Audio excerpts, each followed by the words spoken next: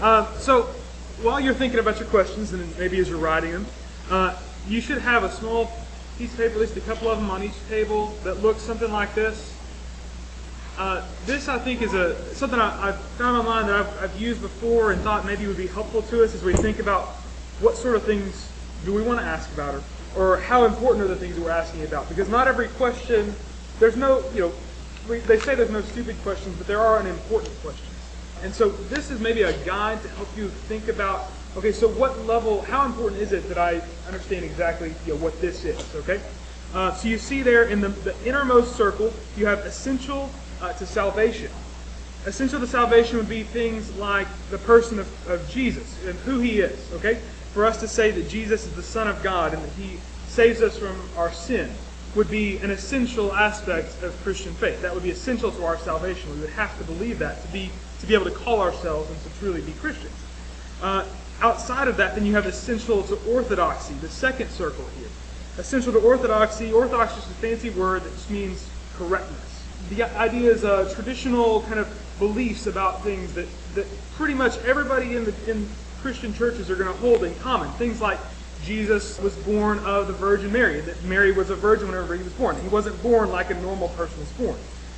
Outside of that, then you have the next circle of things that are important but maybe not essential to salvation or not essential to orthodoxy.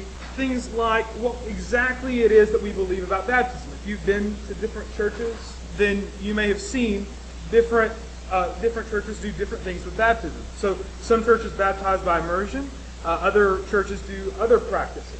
Now within those churches, people are going to hold these things. They're kind of fluid categories, but so some churches are going to hold that is essential to salvation. Other people are going to say, well, maybe there's a little debate about that. The point is that within Christianity, among people who are still genuinely Christian people, there's some disagreement about that.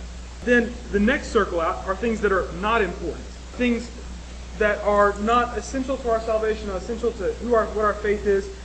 One example of that could be whether your church practices or whether you go to the service that is a traditional worship service, kind of hymns and organ and choir, or whether you go to a church or you go to the service that has more of a band kind of setup. They play that devil music? See, okay. Again, fluid categories, right? But these are things, generally speaking, they're not really all that important. It's really, what's more important is the words that we sing and what it is that we're communicating when we do that. And then, if you have no instruments at all, there's a good point. So what if your church Christ? Well, there you go. And that certainly is there. And then finally, that outermost circle is pure speculation. Okay, this is where one of my students' favorite questions comes from. Did Adam and Eve have a belly button? It really doesn't matter. And all we can say about that is us just making a blind guess. Because there's nothing in the Bible that tells us one way or the other, and nobody was there to record what's said. VeggieTales were. Okay, VeggieTales have the truth. But there we go.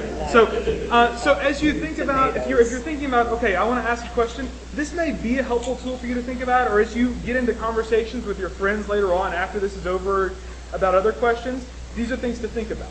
And so, have you had time to think of any questions yet?